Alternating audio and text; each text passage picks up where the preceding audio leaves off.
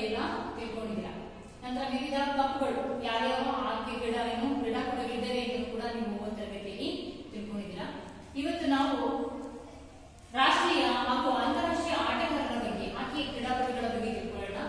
ಎರಡನೇದಾಗಿ ವಿವಿಧ ಕ್ರೀಡಾಕೂಟಗಳ ಬಗ್ಗೆ, ಕ್ರೀಡಾಪಟುಗಳ ಬಗ್ಗೆ ತಿಳ್ಕೊಂಡ ಮೇಲೆ ನಾವು ವಿವಿಧ ಹಂತಗಳಲ್ಲಿ ನಡೆಯುವಂತಹ ಪಂದ್ಯಾಟಗಳ ಬಗ್ಗೆ ಕೂಡ ಇವತ್ತು ತಿಳ್ಕೊಳ್ತಾ ಹೋಗೋಣ. ಮೊದಲನೇದಾಗಿ ಈ ಹಾಕಿ ಆಟ ನಮ್ಮ ಭಾರತೀಯ ರಾಷ್ಟ್ರೀಯ ಕ್ರೀಡೆ. ಅದಕ್ಕೋಸ್ಕರ ಈ ಆಟವನ್ನ ಭಾರತೀಯರು ಬಹಳಷ್ಟು ಇಷ್ಟಪಡ್ತಾರೆ ಹಾಗೂ ಅತ್ಯುತ್ತಮ ಕ್ರೀಡಾಪಟುಗಳನ್ನ, ಉತ್ತಮ ಆರೋಗ್ಯವಂತ ಕ್ರೀಡಾಪಟುಗಳನ್ನ ಕೊಡುವಂಥದ್ದು ಈ ಹಾಕಿ ಆಟ. ಯಾಕಪ್ಪ ಅಂದ್ರೆ ಈ ಹಾಕಿ ಆಟ ಆಡಲಿಕ್ಕೆ ಅವರಿಗೆ ದೇಹ ಗಾಢ್ಯತೆ ತುಂಬಾ ಚೆನ್ನಾಗಿರ್ಬೇಕು. ಎಲ್ಲಾ ರೀತಿಯಾಗಿ ಕೂಡ ಅವನು ದೈಹಿಕವಾಗಿ ಗಾಢ್ಯತೆಯನ್ನ ಹೊಂದಿರಬೇಕು. ಫಿಸಿಕಲಿ ಫಿಟ್ ಆಗಿರ್ಬೇಕು. ಅಂಥವ್ರು ಮಾತ್ರ ಈ ಹಾಕಿ ಆಟವನ್ನ ಆಡಬಹುದು ಅಂತ ನಿಮಗೆ ಗೊತ್ತಾಗಿದೆ.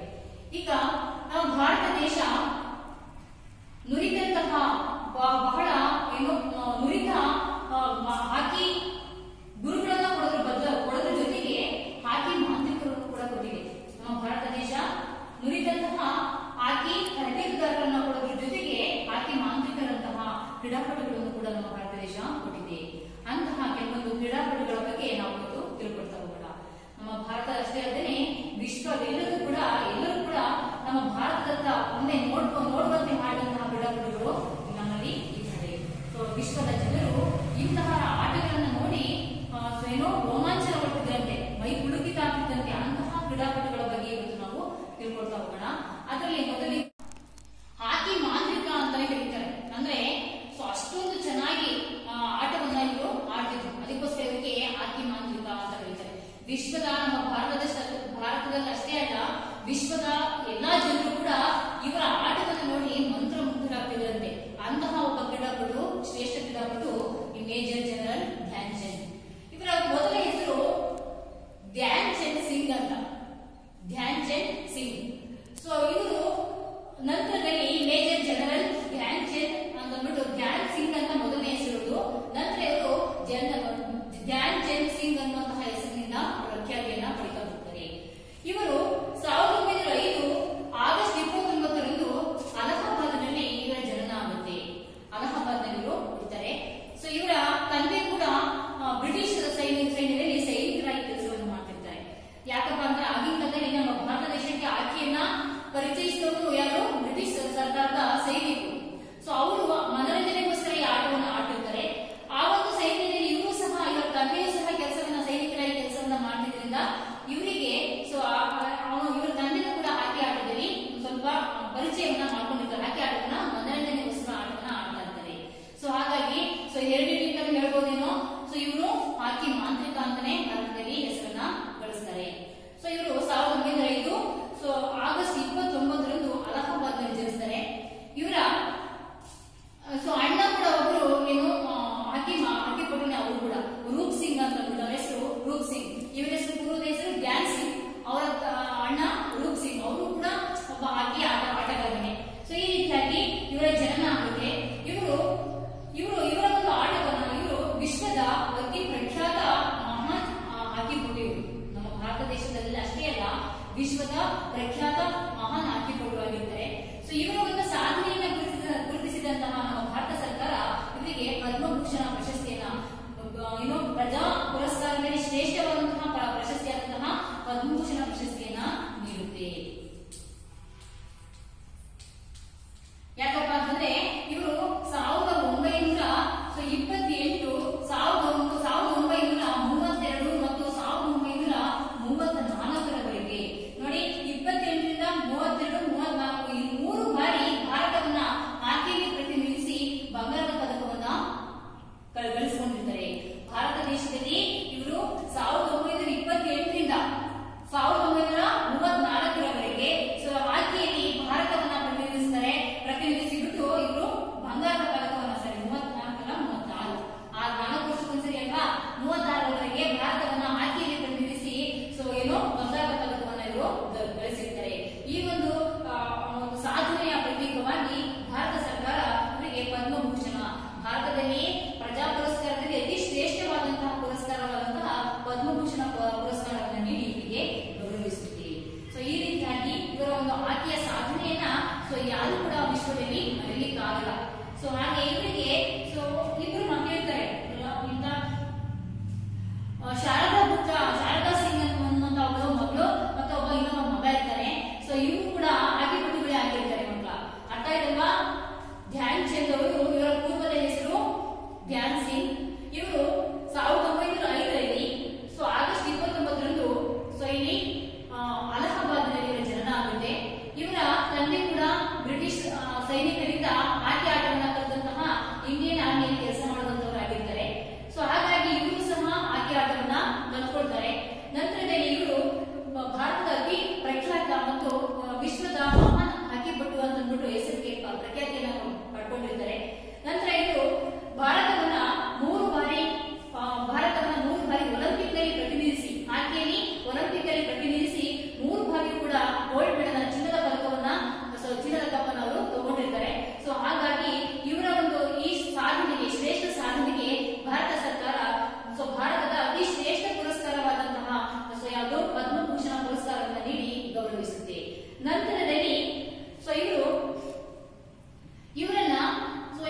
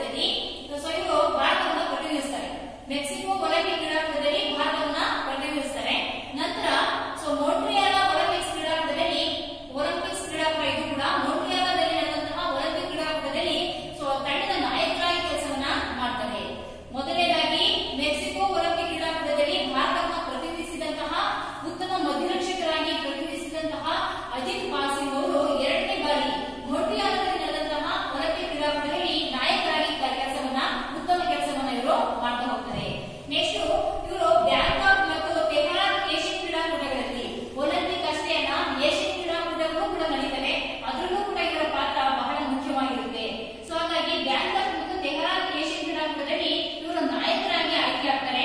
ಸೊ ನಾಯಕರಾಗಿರುವ ಆಯ್ಕೆ ಆಗುವಂತಹ ಜವಾಬ್ದಾರಿ ಬಹಳ ಕಷ್ಟ ಮಕ್ಕಳ. ಯಾಕಪ್ಪ ಅಂದ್ರೆ ನಾಯಕನಾಗಿದ್ದವರಿಗೆ ಆ ಒಂದು ಟೀಮಿನ ಎಲ್ಲಾ ಜವಾಬ್ದಾರಿ ಇರುತ್ತೆ. ತಂಡವನ್ನ ಆ ಒಂದು ಕ್ರೀಡಾಕೂಟವನ್ನ ಯಶಸ್ವಿಯಾಗಿ ಗೆಲ್ಲಿಸುವಂತಹ ಒಂದು ಜವಾಬ್ದಾರಿ ಆ ನಾಯಕನಲ್ಲಿರುತ್ತೆ. ಸೊ 2 ಬಾರಿ ಇವರು ನಾಯಕರಾಗ್ತಾರೆ. ಮೊದಲನೇದಾಗಿ ಮೊಂಟ್ರಿಯಾಲ್ ಒಲಿಂಪಿಕ್ ಕ್ರೀಡಾಕೂಟದಲ್ಲಿ ಕೂಡ ನಾಯಕರಾಗಿ ಕೆಲಸವನ್ನ ಮಾಡ್ತಾರೆ. ನಂತರ ಏಷ್ಯನ್ ಕ್ರೀಡಾಕೂಟ ಬ್ಯಾಂಕಾಕ್ ಮತ್ತು ತೆಹರಾನ್ನಲ್ಲಿ ನಡೆದಂತಹ ಏಷ್ಯನ್ ಕ್ರೀಡಾಕೂಟದಲ್ಲೂ ಕೂಡ ಉತ್ತಮ ನಾಯಕರಾಗಿ ಕೆಲಸವನ್ನ ಮಾಡಿ ಇವರು ಆ ಒಂದು ಬಾರಿ ಬೆಳ್ಳಿ ಪದಕವನ್ನ ತಗೊಳ್ತಾರೆ. ಸೊ ಹಾಗಾಗಿ ಇವರ ಒಂದು ಉತ್ತಮ ಸಾಧನೆಗಾಗಿ ಇವರು ಪುನಃ ಏಷ್ಯನ್ ತಂಡಕ್ಕೆ ಮತ್ತೆ ಆಯ್ಕೆ ಆಗ್ತಾರೆ. ಅರ್ಥ ಆಯ್ತಲ್ವಾ? ಸೊ ನಮಗೆ ಯಾವುದೇ ಒಂದು ಕ್ರೀಡಾಕೂಟಗಳಿಗೆ ಹೋದ್ರೂ ಕೂಡ ನಮ್ಮ ಸಾಧನೆ ಮೇಲೆ ನಾವು ಬೇರೆ ಬೇರೆ ತಂಡಗಳಿಗೆ ಆಯ್ಕೆ ಆಗಲಿಕ್ಕೆ ಸಾಧ್ಯ ಮಕ್ಕಳ. ಸೊ ಹಾಗೆ ಇವರು ಪ್ರಪ್ರಥಮ ಬಾರಿಗೆ ಒಲಿಂಪಿಕ್ ಗಳಲ್ಲಿ 2 ಒಲಿಂಪಿಕ್ ನಲ್ಲಿ ಭಾಗವಹಿಸ್ತಾರೆ. ಒಂದರಲ್ಲಿ ಸೊ ಅವರು ಭಾಗವಹಿಸಿ ಪ್ರತಿನಿಧಿಸ್ತಾರೆ. ಎರಡನೇದರಲ್ಲಿ ಅವರು ನಾಯಕರಾಗಿ ಅವರು ಒಂದು ಆ ಕ್ರೀಡಾಕೂಟವನ್ನು ಮುನ್ನಡೆಸ್ತಾರೆ. ನಂತರ ಏಷ್ಯನ್ ಕ್ರೀಡಾಕೂಟಗಳಲ್ಲಿ ಕೂಡ ನಾಯಕರಾಗಿ ಕೆಲಸವನ್ನ ಮಾಡ್ತಾರೆ. ಆ ಒಂದು ಸರಿ ಅವರು ಬೆಳ್ಳಿ ಪದಕವನ್ನ ಸೊ ತಗೊಳ್ತಾರೆ. 2 ಬಾರಿ ಏಷ್ಯನ್ ಬ್ಯಾಂಕಾಕ್ ನಲ್ಲಿ ಮತ್ತೆ ತೆಹರಾನ್ ನಲ್ಲಿ ನಡೆದಂತಹ 2 ಏಷ್ಯನ್ ಕ್ರೀಡಾಕೂಟದಲ್ಲಿ ನಾಯಕರಾಗಿ ಕೆಲಸವನ್ನ ಮಾಡಿ ಅಲ್ಲಿ ಬೆಳ್ಳಿ ಪದಕವನ್ನ ಇವರು ತಗೊಳ್ತಾರೆ. ಸೊ ಸಿಲ್ವರ್ ಮೆಡಲ್ ಆಗುತ್ತೆ ಇವರಿಗೆ. ನಂತರ ಈ ಒಂದು ಇವರ ಕ್ರೀಡಾ ಸಾಧನೆಗೆ ಸೊ ಏನ್ ಮಾಡ್ತಾರಪ್ಪ ಅಂತಂದ್ರೆ ಹೆಚ್ಚಿ ಇವರ ಕ್ರೀಡಾ ಸಾಧನೆಯನ್ನ ಗುರುತಿಸಿ ಇವರನ್ನ ಸೊ ಏನ್ ಮಾಡ್ತಾರೆ ಏಷ್ಯನ್ ತಂಡಕ್ಕೆ ಆಯ್ಕೆಯನ್ನ ಮಾಡ್ತಾರೆ. ಸೊ ಯಾರಿದ್ರು? ಅಜಿತ್ ಪಾಲ್ ಸಿಂಗ್. ಓಕೆ, ಒಬ್ಬ ಕ್ರೀಡಾಪಟು ಬಗ್ಗೆ ನಾವು ತಿಳ್ಕೊಳ್ತಾ ಹೋಗೋಣ. ಲೆಸ್ಲಿ ಕ್ಲೋಡಿಯಸ್ ಅಂತ ಅಂದ್ಬಿಟ್ಟು. ಈ ಲೆಸ್ಲಿ ಕ್ಲೋಡಿಯಸ್ ಅವರು ಇವರು ಕೂಡ ಭಾರತದ ಪ್ರಖ್ಯಾತ ಕ್ರೀಡಾಪಟುಗಳಲ್ಲಿ ಒಬ್ರು. ಇವರು ತಮ್ಮ ಕ್ರೀಡಾ ಬದುಕನ್ನ ವೃತ್ತಿ ಜೀವನವನ್ನ ಸೊ ಹಾಕಿಯಲ್ಲಿ ಪ್ರಾರಂಭಿಸ್ತಾರೆ. ಪ್ರಾರಂಭಿಸ್ಬಿಟ್ಟು ಇವರು ಉತ್ತಮ ಮಧ್ಯರಕ್ಷಕರಲ್ಲಿ ಭಾರತದ ಹಾಕಿ ತಂಡದ ಉತ್ತಮ ಮಧ್ಯರಕ್ಷಕರಲ್ಲಿ ಇವರು ಸಹ ಒಬ್ರು. ಸೊ ಇವರು ಭಾರತವನ್ನ 3 ಬಾರಿ ಸೊ ಏನು ಒಲಿಂಪಿಕ್ಸ್ ನಲ್ಲಿ ಪ್ರತಿನಿಧಿಸ್ತಾರೆ. 3 ಬಾರಿ ಒಲಿಂಪಿಕ್ ನಲ್ಲಿ ಭಾರತವನ್ನು ಪ್ರತಿನಿಧಿಸಿ ಚಿನ್ನದ ಪದಕವನ್ನು ಗೆದ್ದಂತಹ ಒಬ್ಬ ಪ್ರಖ್ಯಾತ ಸೊ ಕ್ರೀಡಾಪಟು ಅಂತ ನಾವು ಹೇಳ್ಬಹುದು. ಈ 3 ಬಾರಿ ಅವರು ಏನು ಪ್ರತಿನಿಧಿಸ್ತಾರೆ ಆ 3 ಬಾರಿಗೂ ಕೂಡ ಇವರು ಚಿನ್ನದ ಪದಕವನ್ನ ತಗೊಳ್ತಾರೆ. ಇವರು ಒಟ್ಟಾರೆಯಾಗಿ 3 ಚಿನ್ನ 1 ಬೆಳ್ಳಿಯನ್ನ ಗೆದ್ದಿದ್ದಕ್ಕೆ ಇವರಿಗೆ ಗಿನ್ನಿಸ್ ರೆಕಾರ್ಡ್ ಆಗುತ್ತೆ. ಗಿನ್ನಿಸ್ ದಾಖಲೆ ಸೊ ಇವರ ಪುಸ್ತಕದಲ್ಲಿ ಗಿನ್ನಿಸ್ ರೆಕಾರ್ಡ್ ಪುಸ್ತಕದಲ್ಲಿ ಇವರ ಹೆಸರು ಸೊ ಇದೆ ಇವತ್ತು ಕೂಡ. ಯಾಕಪ್ಪ ಅಂತಂದ್ರೆ ಒಲಿಂಪಿಕ್ ಅಲ್ಲಿ ಕಂಟಿನ್ಯೂಸ್ ಆಗಿ 3 ಚಿನ್ನ 1 ಬೆಳ್ಳಿಯನ್ನ ಗೆದ್ದಂತಹ ಸೊ ಏನು ಭಾರತದ ಆಟಗಾರ ಅನ್ನುವಂತಹ ಹೆಗ್ಗಳಿಕೆಗೆ ಪಾತ್ರರಾದಂತಹ ಇವರ ಹೆಸರು ಗಿನ್ನಿಸ್ ರೆಕಾರ್ಡ್ ಅಲ್ಲಿ ದಾಖಲೆಯಾಗಿದೆ. ಸೊ ನಂತರ ಇವರಿಗೆ ಈ ಒಂದು ಸಾಧನೆಯನ್ನು ನೋಡಿದಂತಹ ಸರ್ಕಾರ ಇವರಿಗೆ ಪದ್ಮಶ್ರೀ ಪ್ರಶಸ್ತಿಯನ್ನ ನೀಡಿ ಗೌರವಿಸುತ್ತೆ. ಏನು ಪ್ರಶಸ್ತಿ? ಪದ್ಮಶ್ರೀ ಪ್ರಶಸ್ತಿಯನ್ನು ನೀಡಿ ಗೌರವಿಸುತ್ತೆ. ಲೆಸ್ಲಿ ಕ್ಲೋಡಿಯಸ್ ಅವರು ಸೊ ಭಾರತದಲ್ಲಿ ಹಾಕಿ ಒಂದು ಕ್ರೀಡಾಕೂಟದಲ್ಲಿ ಹಾಕಿ ಪಂದ್ಯದಲ್ಲಿ ಸೊ ಉತ್ತಮವಾದಂತಹ ಮಧ್ಯರಕ್ಷಕರಾಗಿ ಇವರು ತಮ್ಮ ವೃತ್ತಿ ಜೀವನವನ್ನ ಪ್ರಾರಂಭಿಸ್ತಾರೆ. ಸೊ ಉತ್ತಮ ಮಧ್ಯರಕ್ಷಕರಾಗಿ ಒಳ್ಳೆಯ ಕ್ರೀಡಾಪಟುವಾಗಿ ಆಯ್ಕೆಯನ್ನ ಆಟವನ್ನ ಆಡ್ತಾರೆ. ಸೊ ಆ ಒಂದು ಸಂದರ್ಭದಲ್ಲಿ 3 ಬಾರಿ ನಡೆದಂತಹ ಒಲಿಂಪಿಕ್ ಕ್ರೀಡಾಕೂಟಗಳಲ್ಲಿ ಇವರು ತಂಡವನ್ನು ಪ್ರತಿನಿಧಿಸಿ 3 ಬಾರಿಯೂ ಕೂಡ ಅವರು ಚಿನ್ನದ ಪದಕವನ್ನ ಗೆಲ್ಲುತ್ತಾರೆ. ನಂತರ ಇವರು ಒಟ್ಟಾರೆಯಾಗಿ 3 ಚಿನ್ನ 1 ಬೆಳ್ಳಿಯನ್ನ ಗೆದ್ದಿದ್ದರ ಫಲವಾಗಿ ಇವರ ಒಂದು ಹೆಸರು ಗಿನ್ನಿಸ್ ರೆಕಾರ್ಡ್ ಅಲ್ಲಿ ದಾಖಲೆಯಾಗುತ್ತೆ. ನಂತರ ಸೊ ಇವರ ಒಂದು ಈ ಸಾಧನೆಯನ್ನು ಗುರುತಿಸಿದಂತಹ ಸರ್ಕಾರ ಇವರಿಗೆ ಶ್ರೇಷ್ಠ ಪ್ರಶಸ್ತಿಯಾದಂತಹ ಪದ್ಮಶ್ರೀ ಪ್ರಶಸ್ತಿಯನ್ನು ನೀಡಿ ಗೌರವಿಸುತ್ತೆ. ಓಕೆ, ಮುಂದೆ ಒಂದು ಆಟಗಾರರಿಗೆ ನೋಡೋಣ. ಓಕೆ ಮಕ್ಕಳ, ಈಗ 4ನೇ ಒಬ್ಬ ಆಟಗಾರ ಧನರಾಜ್ ಪಿಳ್ಳೆ. ಇವರು ನಮ್ಮ ದೇಶದ ಒಂದು ಭಾರತ ದೇಶದ ಒಬ್ಬ ಹೆಮ್ಮೆಯ ಆಟಗಾರ ಅಂತ ನಾವು ಹೇಳ್ಬಹುದು. ಇವರು ತಮ್ಮ 15 ವರ್ಷಗಳ ಶ್ಲಾಘನೀಯ ಹಾಕಿ ಜೀವನದಲ್ಲಿ ಹಾಕಿ ಒಂದು ಕ್ರೀಡಾಪಟುವಾಗಿ ಸೊ ಏನೆಲ್ಲ ಸಾಧನೆಯನ್ನು ಮಾಡ್ತಾರೆ ಅನ್ನೋದು ನೋಡೋಣ. 15 ವರ್ಷಗಳ ಕಾಲ ತಮ್ಮ ಹಾಕಿ ಪಟುವಾಗಿ ತಮ್ಮ ಜೀವನವನ್ನು ಇವರು ಸಲ್ಲಿಸ್ತಾರೆ. ಸೊ ಉತ್ತಮ ಭಾರತದ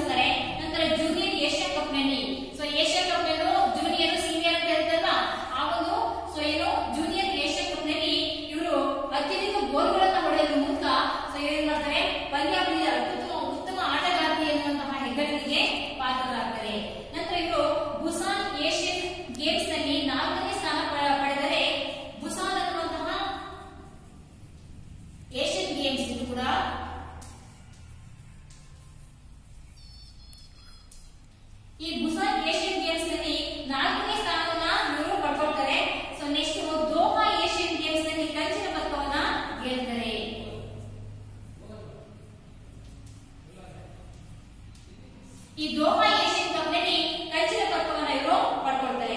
ನೆಕ್ಸ್ಟ್ ಏಷ್ಯನ್ ಕಪ್ ನಲ್ಲಿ ಮತ್ತು ಸಂಯುಕ್ತ ಕ್ರೀಡಾಕೂಟದ ಹಾಕಿ ಸ್ಪರ್ಧೆಯಲ್ಲಿ ಚಿನ್ನದ ಪದಕವನ್ನ ಇವರು ಪಡ್ಕೊಳ್ತಾರೆ. ಅಂದ್ರೆ ಏಷ್ಯನ್ ಕಪ್ ಮತ್ತು ಸಂಯುಕ್ತ ಕ್ರೀಡಾಕೂಟ ಅಂತ ಹೇಳ್ತಾರೆ.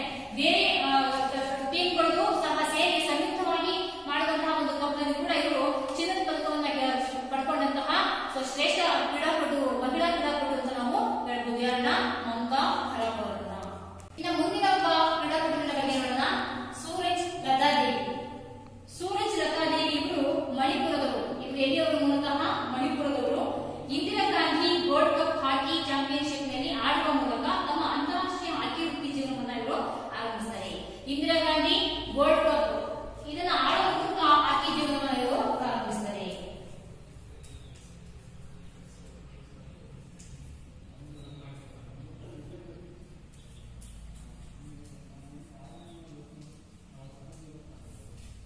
ಈ ಇಂದಿರಾ ಗಾಂಧಿ ಗೋಲ್ಡ್ ಕಪ್ ಹಾಕಿಯನ್ನ ಆಡುವ ಮೂಲಕ ತಮ್ಮ ಹಾಕಿ ಜೀವನವನ್ನ ಇವರು ವೃತ್ತಿ ಜೀವನವನ್ನು ಪ್ರಾರಂಭಿಸ್ತಾರೆ. ಇವರು ಬ್ಯಾಂಕಾಕ್ ನಲ್ಲಿ ಬೆಳ್ಳಿ ಪದಕವನ್ನ ಗೆಲ್ತಾರೆ. ಬ್ಯಾಂಕಾಕ್ ನಲ್ಲಿ ನಡೆದಂತಹ ಒಂದು ಕ್ರೀಡಾಕೂಟದಲ್ಲಿ ಬೆಳ್ಳಿ ಪದಕವನ್ನ ಗಳಿಸ್ಕೊಳ್ತಾರೆ. ನೆಕ್ಸ್ಟ್ 2 ಬಾರಿ ಏಷ್ಯಾ ಕಪ್ ಆಡಿ 1 ಬಾರಿ ದ್ವಿತೀಯ ಹಾಗೂ 1 ಬಾರಿ ಪ್ರಥಮ ಸ್ಥಾನವನ್ನ ಪಡ್ಕೊಳ್ತಾರೆ. 2 ಬಾರಿ ಏಷ್ಯಾ ಕಪ್ ನಲ್ಲಿ ಇವರು ಆಡ್ತಾರೆ. 1 ಬಾರಿ ಪ್ರಥಮ, ಮತ್ತೊಂದು ಬಾರಿ ದ್ವಿತೀಯ ಸ್ಥಾನವನ್ನ ಇವರು ಅಲ್ಲಿ ಪಡ್ಕೊಳ್ತಾರೆ. ನೆಕ್ಸ್ಟ್ ಸಂಯುಕ್ತ ರಾಷ್ಟ್ರಗಳ ಕ್ರೀಡಾಕೂಟದಲ್ಲಿ ಮತ್ತು ಆಫ್ರೋ ಏಷ್ಯನ್ ಗೇಮ್ಸ್ ನಲ್ಲಿ ಸಂಯುಕ್ತ ರಾಷ್ಟ್ರಗಳ ನಡುವೆ 2 ರಾಷ್ಟ್ರಗಳು ಸೇರಿ ಒಟ್ಟಾಗಿ ನಡೆಸುವಂತಹ ಒಂದು ಕ್ರೀಡಾಕೂಟ, ಅದರಲ್ಲೂ ಕೂಡ ಇವರು ಭಾಗವಹಿಸುತ್ತಾರೆ. ಆಫ್ರೋ ಏಷ್ಯನ್ ಅಂದ್ರೆ ಆಫ್ರಿಕಾ ಖಂಡ ಮತ್ತು ಏಷ್ಯನ್ ಖಂಡ ಈ ದೇಶಗಳ ನಡುವೆ ನಡೆಯುವಂತಹ ಗೇಮ್ಸ್ ನಲ್ಲಿ ಪ್ರಥಮ ಸ್ಥಾನವನ್ನು ಇವರು ಪಡ್ಕೊಳ್ತಾರೆ. ಭಾರತ ಹಾಕಿ ತಂಡದ ನಾಯಕಿಯಾಗಿ ಹಲವು ವರ್ಷ ಇವರು ದೇಶವನ್ನ ಪ್ರತಿನಿಧಿಸುತ್ತಾರೆ. ಭಾರತದ ಹಾಕಿ ನಾಯಕಿಯಾಗಿಯೂ ಕೂಡ ಇವರು ಒಂದು ಹಾಕಿ ತಂಡವನ್ನ ಹಾಕಿ ತಂಡದಲ್ಲಿ ಭಾರತವನ್ನ ಪ್ರತಿನಿಧಿಸುತ್ತಾರೆ. ಸೊ ಇದಿಷ್ಟು ಸೂರಜ್ ಲತಾ ದೇವಿ. ಕ್ರೀಡಾಪಟುಗಳ ಬಗ್ಗೆ ತಿಳ್ಕೊಳ್ಳೋಣ. ಹೆಲೆನ್ ಮೇರಿ ಇನ್ನಸೆಂಟ್ ಅಂದ್ಬಿಟ್ಟು ಇವರು ನಮ್ಮ ಕರ್ನಾಟಕದವರು. ಹೆಲೆನ್ ಮೇರಿ ಇನ್ನಸೆಂಟ್ ಅವರು ಕರ್ನಾಟಕದವರು. ಉನ್ನತ ಮಟ್ಟದ ಗೋಲ್ ಕೀಪರ್ ಆಗಿ ಇವರು ಕೆಲಸವನ್ನ ಮಾಡ್ತಾರೆ, ಆಟವನ್ನ ಆಡ್ತಾರೆ. ಗೋಲ್ ಕೀಪರ್ ಅಂದ್ರೆ ಗೋಲ್ ರಕ್ಷಕರಾಗಿ ಇವರು ಆಟವನ್ನ ಆಡ್ತಾರೆ. ತಮ್ಮ ಮೊದಲನೇ ಅಂತಾರಾಷ್ಟ್ರೀಯ ಹಾಕಿ ಪಂದ್ಯವನ್ನ ಜರ್ಮನಿಯ ವಿರುದ್ಧ ಇವರು ಆಡ್ತಾರೆ. ಇಲ್ಲಿ ಜರ್ಮನಿಯ ವಿರುದ್ಧ ಮೊದಲನೇ ಒಂದು ಅಂತಾರಾಷ್ಟ್ರೀಯ ಹಾಕಿ ಪಂದ್ಯವನ್ನ ಜರ್ಮನಿಯ ವಿರುದ್ಧ ಆಡ್ತಾರೆ. ನೆದರ್ಲ್ಯಾಂಡ್ನ ಉಟ್ರಿಚ್ ನಲ್ಲಿ ನಡೆದಂತಹ ವಿಶ್ವಕಪ್ ನಲ್ಲಿ ಭಾರತವನ್ನು ಪ್ರತಿನಿಧಿಸ್ತಾರೆ. ನೆದರ್ಲ್ಯಾಂಡ್ನ ಉಟ್ರಿಚ್ ಎನ್ನುವಂತಹ ಪ್ರದೇಶದಲ್ಲಿ ನಡೆದಂತಹ ಒಂದು ವಿಶ್ವಕಪ್ ನಲ್ಲಿ, ವರ್ಲ್ಡ್ ಕಪ್ ನಲ್ಲಿ ಭಾರತವನ್ನ ಇವರು ಭಾರತ ಹಾಕಿ ತಂಡವನ್ನು ಪ್ರತಿನಿಧಿಸ್ತಾರೆ. ಇವರು 2 ವರ್ಷ ಏಷ್ಯನ್ ಗೇಮ್ಸ್ ನಲ್ಲಿ ಆಡಿ ಬ್ಯಾಂಕಾಕ್ ನಲ್ಲಿ ಬೆಳ್ಳಿಯ ಪದಕವನ್ನ ಗಳಿಸ್ತಾರೆ. 2 ಏಷ್ಯನ್ ಗೇಮ್ಸ್ ನಲ್ಲಿ ಆಟವನ್ನ ಆಡ್ತಾರೆ. ಅಲ್ಲಿ ಆಡುವಂತಹ ಒಂದು ಆಟದಲ್ಲಿ ಬ್ಯಾಂಕಾಕ್ ನಲ್ಲಿ ಬೆಳ್ಳಿ ಪದಕವನ್ನ ಇವರು ತಗೊಳ್ತಾರೆ. 2 ಏಷ್ಯನ್ ಕ್ರೀಡಾಕೂಟಗಳಲ್ಲಿ ಆಡಿ ಬೆಳ್ಳಿ ಪದಕವನ್ನ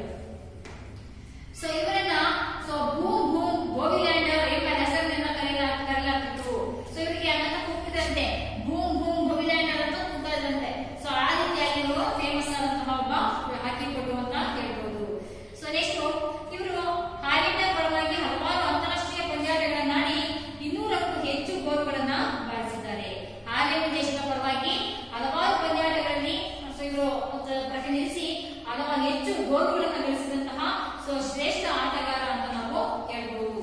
ಫ್ಲೋರಿಸ್ ಯಾನ್ ಬೋವಿಲ್ಯಾಂಡರ್ ಅಂತಂದು. ಮುಂದಿನ ಒಬ್ಬ ಅಂತಾರಾಷ್ಟ್ರೀಯ ಆಟಗಾರರ ಬಗ್ಗೆ ತಿಳ್ಕೊಳ್ಳೋಣ. ಜೆಟ್ಸ್ ಬಗ್ಗೆ ನೋಡೋಣ. ಜೆಟ್ಸ್ ಬ್ರಿಂಕ್ಪೇನ್ ಅಂತ ಅಂದ್ಬಿಟ್ಟು, ಈ ಜೆಟ್ಸ್ ಬ್ರಿಂಕ್ಪೇನ್ ಅವರು ಹಾಲೆಂಡಿನ ಹಾಕಿ ಆಟಗಾರ. ಇವರು ಕೂಡ ಹಾಲೆಂಡ್ ದೇಶದವರೇ. ಯಾರ ಫ್ಲೋರಿನ್ ಯಾನ್ ಬೋವಿಲ್ಯಾಂಡರ್ ತರನೇ ಇವರು ಕೂಡ ಜೆಟ್ಸ್ ಬ್ರಿಂಕ್ಪೇನ್ ಕೂಡ ಹಾಲೆಂಡ್ ದೇಶದವರು. ಇವರು ಅಟ್ಲಾಂಟಾ ಮತ್ತು ಸಿಡ್ನಿ ಒಲಿಂಪಿಕ್ ನಲ್ಲಿ ಚಿನ್ನದ ಪದಕವನ್ನ ಪಡಿತಾರೆ. ಅಟ್ಲಾಂಟಾ ಮತ್ತು ಸಿಡ್ನಿ ಒಲಿಂಪಿಕ್ ನಲ್ಲಿ ಚಿನ್ನದ ಪದಕವನ್ನ ಪಡಿತಾರೆ. ಇವರು ಹಲವು ವರ್ಷ ಹಾಲೆಂಡ್ ತಂಡದ ಪರವಾಗಿ ಆಡಿದ್ದಾರೆ. ಹಲವಾರು ವರ್ಷಗಳ ಕಾಲ ತಮ್ಮ ದೇಶವನ್ನ ಪ್ರತಿನಿಧಿಸಿ ಇವರು ಆಟವನ್ನ ಆಡಿದ್ದಾರೆ. ಮಧ್ಯರಕ್ಷಕರಾಗಿ 300ಕ್ಕೂ ಹೆಚ್ಚು ಅಂತಾರಾಷ್ಟ್ರೀಯ ಪಂದ್ಯಗಳನ್ನು ಆಡಿದ್ದಾರೆ. ಮಧ್ಯರಕ್ಷಕರು ಅಂದ್ರೆ ಇವರು ಈ ಮಧ್ಯದಲ್ಲಿರುವಂತಹ ರಕ್ಷಣೆ ಮಾಡಿಕೊಳ್ಳುವಂತವರು, ಡಿಫೆಂಡರ್. ಮಧ್ಯರಕ್ಷಕರಾಗಿ ಇವರು ಹಲವಾರು ಬಾರಿ ಹಾಲೆಂಡ್ ತಂಡವನ್ನ ಪ್ರತಿನಿಧಿಸಿದ್ದಾರೆ. ಹೆಚ್ಚು ಅಂತಾರಾಷ್ಟ್ರೀಯ ಪಂದ್ಯಾಟಗಳನ್ನು ಆಡಿ ಗೋಲುಗಳನ್ನು ಪಡೆದಿದ್ದಾರೆ. ಇವರು 2 ಬಾರಿ ವಿಶ್ವಕಪ್ ಗೆದ್ದು ಚಾಂಪಿಯನ್ಸ್ ಟ್ರೋಫಿಯನ್ನ ಗೆದ್ದಿದ್ದಾರೆ. ಏನು 2 ಬಾರಿಗೂ ಹೆಚ್ಚು ಕಾಲ ವಿಶ್ವಕಪ್ ಅಲ್ಲಿ ಗೆದ್ದಿದ್ದಾರೆ. ನೆಕ್ಸ್ಟ್ ಚಾಂಪಿಯನ್ಸ್ ಟ್ರೋಫಿಯಲ್ಲೂ ಕೂಡ ಇವರು ಗೆದ್ದಿದ್ದಾರೆ. ಇವರು ಹೋದ ತರಗತಿಯಲ್ಲಿ ತಿಳ್ಕೊಂಡಿದ್ರಿ ಚಾಂಪಿಯನ್ಸ್ ಟ್ರೋಫಿ, ವಿಶ್ವಕಪ್ ಬಗ್ಗೆ ನಾನು ಹೇಳಿದ್ದೆ. ಆ ಒಂದು ಕ್ರೀಡಾಕೂಟಗಳನ್ನು ಕೂಡ ಇವರು ಗೆದ್ದು ಚಾಂಪಿಯನ್ ಟ್ರೋಫಿಯನ್ನು ಕೂಡ ಗೆದ್ದಿರುವಂತಹ ಒಬ್ಬ ಆಟಗಾರ ಅಂತ ಹೇಳ್ಬೋದು. ಮುಂದಿನ ಒಬ್ಬ ಆಟಗಾರ ಬಗ್ಗೆ ತಿಳ್ಕೊಳ್ಳೋಣ. ಹಸನ್ ಸರ್ದಾರ್. ಇವರು ಪಾಕಿಸ್ತಾನದ ಆಕ್ರಮಣಕಾರಿ ಆಟಗಾರ ಹಾಗೂ ತಂಡದ ನಾಯಕರಾಗಿದ್ದರು. ಆಕ್ರಮಣಕಾರಿ ಆಟಗಾರ, ಅಟ್ಯಾಕರ್ ಅಂದ್ರೆ ಇವರು ಪಾಕಿಸ್ತಾನದ ಉತ್ತಮ ಅಟ್ಯಾಕರ್ ಆಗಿ ಕೆಲಸವನ್ನ ಮಾಡ್ತಾರೆ. ನೆಕ್ಸ್ಟ್ ತಂಡದ ನಾಯಕರಾಗಿ ಇವರು ಕೆಲಸವನ್ನ ಮಾಡ್ತಾರೆ. ಇವರು ಪಾಕಿಸ್ತಾನದ ಉತ್ತಮ ಸೆಂಟರ್ ಫಾರ್ವರ್ಡರ್ ಎನಿಸಿದ್ರು.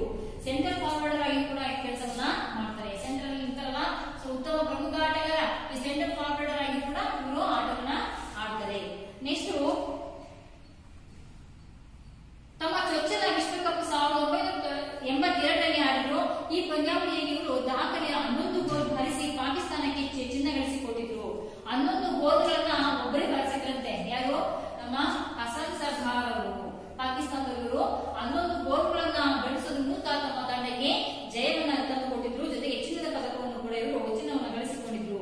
1982ರಲ್ಲಿ ನವದೆಹಲಿ ಏಷ್ಯನ್ ಕ್ರೀಡೆಯಲ್ಲಿ ಭಾರತವನ್ನು ಸೋಲಿಸಿ ಚಿನ್ನದ ಪದಕ ಪಡೆದರು. 1982ರಲ್ಲಿ ನವದೆಹಲಿಯಲ್ಲಿ ನಡೆದಂತಹ ಏಷ್ಯನ್ ಕ್ರೀಡಾಕೂಟದಲ್ಲಿ ಭಾರತವನ್ನು ಸೋಲಿಸಿ ಮಣಿಸಿ ಇವರು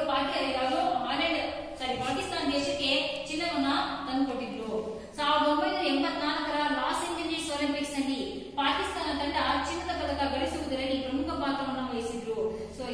ಇದಾದ ನಂತರ ಕೆಲವು ವರ್ಷ ಇವರು ಪಾಕಿಸ್ತಾನ ಹಾಕಿ ತಂಡದ ವ್ಯವಸ್ಥಾಪಕರಾಗಿ ಕೂಡ ಕೆಲಸವನ್ನ ಮಾಡ್ತಾರೆ.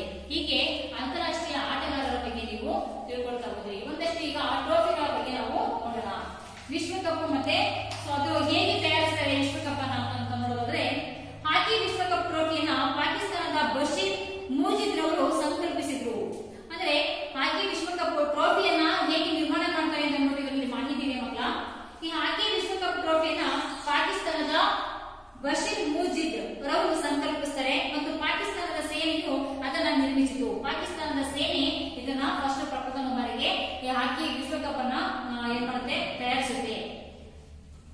ಮಾರ್ಚ್ 27, 1971, ಮಾರ್ಚ್ 27, 1971ರಲ್ಲಿ ಬ್ರಸೆಲ್ಸ್ ಬೆಲ್ಜಿಯಂಗೆ ಪಾಕಿಸ್ತಾನದ ರಾಯಭಾರಿಯಾಗಿದ್ದಂತಹ ಎಂಇ ಮಸೂದ್ ಅವರು ಅಂತಾರಾಷ್ಟ್ರೀಯ ಹಾಕಿ ಒಕ್ಕೂಟ ಅಧ್ಯಕ್ಷರಾದ ರೆನಿ ಫ್ರಾಂಕ್ ಅವರಿಗೆ ಇದನ್ನು ಹಸ್ತಾಂತರಿಸಿದ್ರು.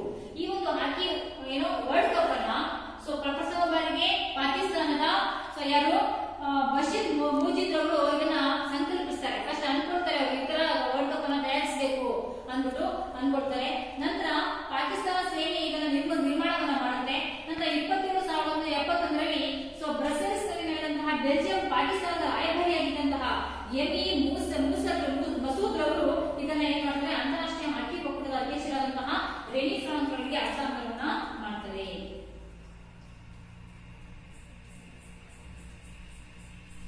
ಈ ರೆನಿ ಫ್ರಾಂಕ್ ಅವರಿಗೆ ಅದನ್ನ ಹಸ್ತಾಂತರವನ್ನ ಮಾಡ್ತಾರೆ. ನಂತರ ಹಾಕಿ ಒಕ್ಕೂಟದ ಅಧ್ಯಕ್ಷರಾಗಿ ರೆನಿ ಫ್ರಾಂಕ್ ಅವರಿಗೆ ಅದನ್ನ ಹಸ್ತಾಂತರಿಸ್ತಾರೆ. ಈ ಟ್ರೋಫಿಯು ಬೆಳ್ಳಿಯದ್ದಾಗಿರುತ್ತೆ. ಯಾವ ರೀತಿ ಇರುತ್ತೆ ಈ ಟ್ರೋಫಿ ಅಂತ ನಾವು ನೋಡಬಹುದು.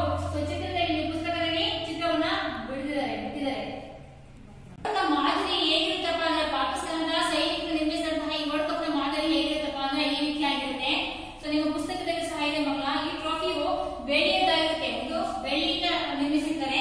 ಸೊ ಅದರ ಮೇಲೆ ಸೂಕ್ಷ್ಮವಾದಂತಹ ಹೂವಿನ ಆಕಾರದ ನಕ್ಷೆಗಳಿವೆ. ಇದ್ರ ಮೇಲೆ ಡಿಸೈನ್ ಅನ್ನ ಮಾಡಿರ್ತಾರೆ, ಸೂಕ್ಷ್ಮವಾದಂತಹ ಹೂವಿನ ಆಕಾರದ ನಕ್ಷೆಗಳು ಡಿಸೈನ್ ಅನ್ನ ಮಾಡಿರ್ತಾರೆ. ಸೊ ಇದರ ಮೇಲಿರುವ ಬೆಳ್ಳಿ ಮತ್ತು ಚಿನ್ನದಿಂದ ತಯಾರಿಸಿದ ಭೂಗೋಳ. ಸೊ ಭೂಗೋಳ ಅಂತಂದ್ರೆ ಈ ರೌಂಡ್ ಇದೆಯಲ್ಲ, ಇದಕ್ಕೆ ಭೂಗೋಳ ಅಂತ ಹೇಳ್ತೀವಲ್ವಾ. ಸೊ ಏನು ಗ್ಲೋಬ್ ಅಂತ ಹೇಳ್ತೀರಲ್ವಾ, ಇಲ್ಲಿ ಭೂಮಂಡಲ. ಸೊ ಇದನ್ನ ಬೆಳ್ಳಿ ಮತ್ತು ಚಿನ್ನದಿಂದ ತಯಾರಿಸಿರ್ತಾರೆ. ದಂತದಿಂದ ಅಲಂಕರಿಸಿದ ಆಧಾರದ ಮೇಲೆ ನಿಂತಿದೆ. ಇಲ್ಲಿ ಅಲಂಕಾರ ಮಾಡೋದು ದಂತದಿಂದ, ಈ ಭೂಗೋಳದ ಮೇಲೆ ಅಲಂಕಾರ ಮಾಡೋದು ದಂತ, ಆನೆಯ ದಂತದಿಂದ ಅಲಂಕಾರವನ್ನ ಮಾಡಿದ್ದಾರೆ. ಸೊ ನೆಕ್ಸ್ಟ್ ಇದರ ತುದಿಯಲ್ಲಿ ಒಂದು ಹಾಕಿ ಸ್ಟಿಕ್ ಮತ್ತು ಚೆಂಡಿನ ಮಾದರಿ ಇದೆ. ಇದರ ಮೇಲೆ ತುದಿಯಲ್ಲಿ ಒಂದು ಹಾಕಿ ಸ್ಟಿಕ್ ಇದೆ, ಇಲ್ಲಿ ಒಂದು ಚೆಂಡಿನ ಮಾದರಿ ಇದೆ. ಹಾಕಿ ಸ್ಟಿಕ್ ಮೇಲೆ ಚೆಂಡಿರುವಂತಹ ಒಂದು ಕೆತ್ತನೆಯನ್ನ ಮಾಡಿದ್ದಾರೆ. ಇದು ಒಂದು ಹಾಕಿ ವಿಶ್ವಕಪ್ನ ಸಿಂಬಲ್ ಮಕ್ಕಳ. ಸೊ ಅರ್ಥ ಆಯ್ತಲ್ವಾ. ಇದರ ತುದಿಯಲ್ಲಿ ಒಂದು ಹಾಕಿ ಸ್ಟಿಕ್ ಮತ್ತು ಚೆಂಡಿನ ಮಾದರಿ ಇದೆ. ಅಡಿಪಾಯ ಹೊರತುಪಡಿಸಿ ಇದರ ಎತ್ತರ 120.85 ಸೊ ಮೀಟರ್ ನಷ್ಟು, ಮಿಲಿಮೀಟರ್ ನಷ್ಟು ಇದು ಇದೆಯಂತೆ. ಇದರ ಅಡಿಪಾಯ ಮಿಲಿಮೀಟರ್ ನಷ್ಟು ಇದೆ. ಅಡಿಪಾಯವನ್ನು ಸೇರಿಸಿ ಇದರ ಎತ್ತರ 650. ಒಟ್ಟಾರೆಯಾಗಿ ಇದರ ಎತ್ತರ ಅಡಿಪಾಯವನ್ನು ಸೇರಿಸಿ ಇದರ ಎತ್ತರ 650 ಮೀಟರ್ ಮಿಲಿಮೀಟರ್ ಇದೆ. ಇದರ ತೂಕ 11.560 ಗ್ರಾಂ, 11 ಕೆಜಿ 560 ಗ್ರಾಂ ಇದು ತೂಕವಾಗಿದೆ. ಅಂದ್ರೆ ಇದರಲ್ಲಿ ಆನೆ ದಂತವನ್ನ, ಸೊ ಆನೆ ದಂತದಿಂದ ಇದರ ಮೇಲೆ ಡಿಸೈನ್ ಅನ್ನ ಮಾಡಿದ್ದಾರೆ. ಚಿನ್ನ ಮತ್ತು ಬೆಳ್ಳಿಯ ಮಿಶ್ರಿತವಾದಂತಹ ಒಂದು ಭೂಗೋಳ ಇದೆ. ನಂತರ ಸೊ ಇದನ್ನ ಸಾಗುವಾನಿ ಮರದಿಂದಲೂ ಕೂಡ ಇವಾಗ ಬೇಸ್ ಅನ್ನ ರೆಡಿ ಮಾಡಿರ್ತಾರೆ. ಸೊ ಟೋಟಲ್ ಆಗಿ ಇದು 120.85 ಮಿಲಿಮೀಟರ್ ಅಷ್ಟು, ಸೊ ಮಿಲಿಮೀಟರ್ ನಷ್ಟು ಎತ್ತರವಾಗಿದೆ. ಆದ್ರೂ ಬೇಸ್ ಅನ್ನ ಸೇರಿಸಿದ್ರೆ 650 ಮಿಲಿಮೀಟರ್ ನಷ್ಟು ಇದು ಎತ್ತರವಾಗಿದೆ. ಸೊ ಈ ರೀತಿಯಾಗಿ 11 ಕೆಜಿ 560 ಗ್ರಾಂ ತೂಕವಾಗಿದೆ ಇದು. ಸೊ ಅದರಲ್ಲಿ 895 ಗ್ರಾಮ್ ಚಿನ್ನ ಇದೆ. ಚಿನ್ನ 895 ಗ್ರಾಮ್ ಇದೆ. ಸೊ ನೆಕ್ಸ್ಟ್ 6815 ಗ್ರಾಂ ಬೆಳ್ಳಿ ಇದೆ. ಬೆಳ್ಳಿಯಲ್ಲಿ ಅದನ್ನು ಹಾಕಿದರೆ 350 ಗ್ರಾಂ ದಂತ, 350 ಗ್ರಾಮ್ ದಂತವನ್ನ ಸೇರಿಸಿದ್ದಾರೆ ಇದರಲ್ಲಿ. ನೆಕ್ಸ್ಟ್ ಸೊ 3500 ಗ್ರಾಂ ಸಾಗವಾನಿ, 3500 ಗ್ರಾಮ್ ಸಾಗವಾನಿ ಮರದಿಂದ ಈ ಒಂದು ಟ್ರೋಫಿಯನ್ನ ಸಿದ್ಧಪಡಿಸಿದ್ದಾರೆ. ಅರ್ಥ ಆಯ್ತಲ್ಲ ಮಕ್ಕಳ. ಇದರ ಒಂದು ಎತ್ತರ ಸೊ ಏನು ಬೇಸ್ ಬಿಟ್ಟು ಮೇಲೆ ಎತ್ತರ 120.85 ಮಿಲಿಮೀಟರ್ ಇದು. ಸೊ ನೆಕ್ಸ್ಟ್ ಇದರ ಟೋಟಲ್ ಉದ್ದ ಬಂದು ಬೇಸ್ ಸೇರಿಸಿ 650 ಮಿಲಿಮೀಟರ್ ಇರುತ್ತೆ. ಇದರ ತೂಕ ಬಂದು ಒಟ್ಟಾರೆಯಾಗಿ 11 ಕೆಜಿ 560 ಗ್ರಾಂ ತೂಕವಾಗಿದೆ. ಸೊ ನೆಕ್ಸ್ಟ್ ಇದನ್ನ ಎಷ್ಟೆಷ್ಟು ಗ್ರಾಮ್ ಅನ್ನ ಸೇರಿಸಿ ಒಂದು ಮಾಡ್ತಾರಪ್ಪ ಅಂತಂದ್ರೆ, ಸೊ 895 ಗ್ರಾಂ ಚಿನ್ನವನ್ನ ಈ ಒಂದು ಆಕೃತಿಯಲ್ಲಿ ಟ್ರೋಫಿಯಲ್ಲಿ ಮಿಕ್ಸ್ ಮಾಡಿದ್ದಾರೆ. ನೆಕ್ಸ್ಟ್ 6815 ಗ್ರಾಂ ಬೆಳ್ಳಿಯನ್ನ ಈ ಒಂದು ಆಕೃತಿಯಲ್ಲಿ ಸೇರಿಸಿದ್ದಾರೆ. ನೆಕ್ಸ್ಟ್ 350 ಗ್ರಾಂ ದಂತವನ್ನು ಸಹ ಇದರಲ್ಲಿ ಸೇರ್ಪಡೆ ಮಾಡಿದ್ದಾರೆ. ಹಾಗೆಯೇ ಸೊ ಒಟ್ಟಾರೆಯಾಗಿ 3500 ಗ್ರಾಂ ಸೊ ಏನು ಸಾಗುವಾನಿ ಮರದಿಂದಲೂ ಕೂಡ ಇದನ್ನ ಹಾಕಿಬಿಟ್ಟು ಈ ಒಂದು ಟ್ರೋಫಿಯನ್ನ ಕೆತ್ತನೆ ಮಾಡಿದ್ದಾರೆ. ಇದು ನೋಡ್ಲಿಕ್ಕೆ ಹೇಗಿದೆಯಪ್ಪ ಅಂತಂದ್ರೆ, ಸೊ ಒಂದು ಗ್ಲೋಬ್ ಮೇಲೆ ಹಾಕಿ ಸ್ಟಿಕ್ ಇದೆ, ಜೊತೆಯಲ್ಲಿ ಮೇಲೆ ಒಂದು ಹಾಕಿ ಬಾಲ್ ಅನ್ನ ನಿರ್ಮಾಣವಾಗುವಂತೆ ಈ ಒಂದು ವರ್ಲ್ಡ್ ಕಪ್ ಅನ್ನ ಟ್ರೋಫಿಯನ್ನ ಸಿದ್ಧ ಮಾಡಿರುವಂತದ್ದು. ಇದು ಪಾಕಿಸ್ತಾನದಲ್ಲಿ ಸೈನಿಕರು ಸಿದ್ಧ ಮಾಡುವಂತಹ ಒಂದು ಮಾಡಿದಂತದ್ದು ಪ್ರಪ್ರಥಮ ಬಾರಿಗೆ. ಅರ್ಥ ಆಯ್ತಲ್ಲ ಮಕ್ಕಳ. ಈ ಒಂದು ಪಾಠದಲ್ಲಿ ನೀವು ಟ್ರೋಫಿಗಳ ಬಗ್ಗೆ ತಿಳ್ಕೊಂಡ್ರಿ. ಸೊ ರಾಷ್ಟ್ರೀಯ